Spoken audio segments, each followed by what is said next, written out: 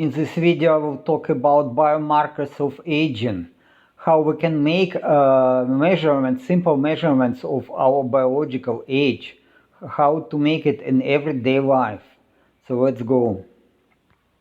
As always, I recommend you to download presentation from the link in the description, and then you will get access to references. So to use the literature, you can do your own research, which is very helpful because I personally don't trust any so-called as a scientist, because I am scientist myself. I try to get my own opinion on everything.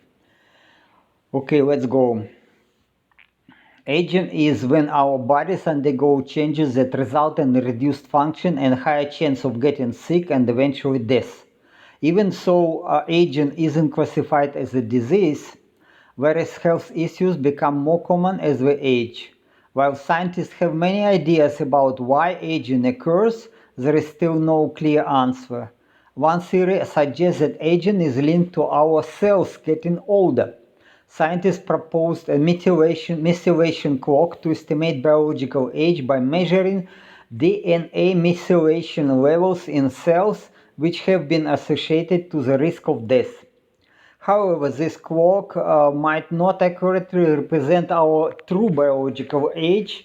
It could show a decrease in age just because new stem cells are added or new cells appeared in your body, not necessarily because of any real rejuvenation.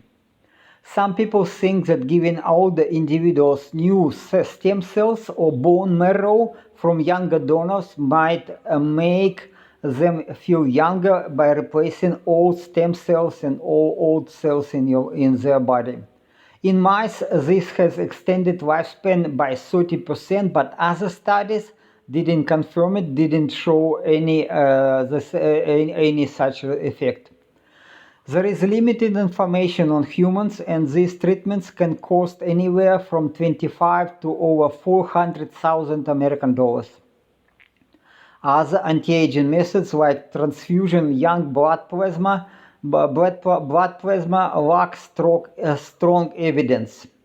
Certain supplements might boost stem cell production in your body, but research hasn't proven they actually slow down aging. While studies on animals offer insights, much more research is needed to determine if these treatments affect human aging. We can confidently say that these treatments make people live longer until we will have direct proof. So in my opinion, aging occurs because tissues become stiffer due to proteins linking with sugar molecules, and waste products build up in our bodies, causing the body to struggle in cleaning them. To test if the diets, treatments, supplements, and exercises can potentially slow aging, I suggest measuring blood pressure and resting heart rate. These measurements are related to vessel stiffness and biological age. Regular monitoring of blood pressure and resting heart rate can help us to understand our vascular age and check if our lifestyle changes affect vascular stiffness. However, connecting these measures directly to how long we will live requires more investigation and more time, certainly.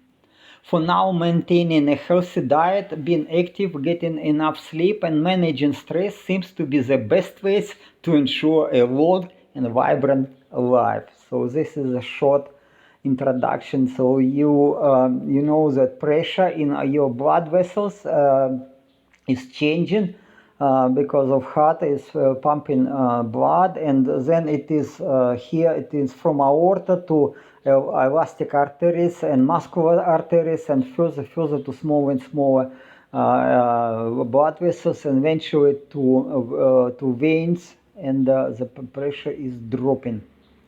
So, but we can measure it. So, in this video, I will not give you all this presentation. You can go yourself and decide about just a few words about my own measurements, because I did it these measurements for years, and it is, again, you can do it every day. It is cheap and easy. So such blood pressure monitor, for example, I was measuring blood pressure in 3 years ago, November 2021, and at that time I was doing this intensive aerobic exercises, cycling for 60 kilometers per day, some days 100 kilometers, and pressure was like this, 90 to 50, and heartbeat rate was 51, but sometimes even below 50. Then 2 years later, that I was continuing these measurements and the exercises. You see, it is a little bit higher systolic pressure and a little bit higher diastolic pressure, but pulse pressure, the difference between this and this pressure is about the same. It's about 40. Here 44, it is 35, pardon me, 37 millimeters per mercury, or maybe 40. And here it's also about 44 millimeters of mercury. Why it is higher? Because that time I was doing a lot of resistance training. I was going to gym, and so you see that my heart was working more, and then it is actually this pulse pressure is high because you do resistive exercises, your muscles grow, and also your systolic pressure grows. This is the rule. Blood pressure, but the resting heart rate was okay, below 50. And recently I was doing measurements like this, and you see now it is 100 to 68, so it is pulse pressure is about 34, and heartbeat rate is 52. And but here it is different. Why different? Because you see higher systolic blood pressure, higher diastolic blood pressure. Why? Because these measurements were done when I was not rested enough. So if you make exercises and you are tired, and you see that your muscles are soaring and your muscles are swelling, then heart working harder to provide nutrients and to provide oxygen to grow muscles. And indeed I see that muscles grow, but so it is a little bit higher. So it means that you need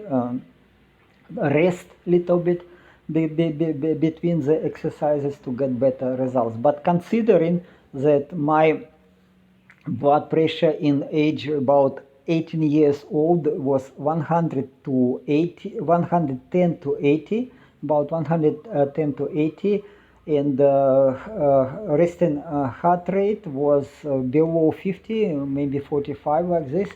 So it is, again, I see that it is not bad. And why I can, pardon me, it's why I can relate it to the age. There were publications and people were measuring changes of systolic, diastolic pressure, also pulse pressure and mean arterial pressure. So you can after averaging, they considered that it can be used as a biological marker of aging. So my data is something about here and here. So it means at least in terms of vascular stiffness, I'm quite well. I'm doing quite well. So I see that some improvement in my vascular resistance, vascular stiffness. And previously, before I started this exercise, before I started this program, my blood pressure was 120 to 80, which is considered normal for my age. But yet again, you can see that systolic pressure 120, it's about maybe to people 45 years old, and 80 it is about here, it is also about 50 and maybe 45 years old. But I improved my data. I'm 66 years old, but certainly I get some, at least some change in biomarkers which considered to rejuvenation. Yeah, okay, so as always, I remind you that I'm not medical professional. I am doctor in science, and so it's what may work for me will not for you. Maybe will not work for you. So I cannot give you any medical advice, but just information to think and make your own research. You can go through these references and decide for yourself what is helpful, what is not, what the trust, and what to decide about all the life changes. Okay, that's all. Thank you for your time. Have a good day. Ciao, ciao.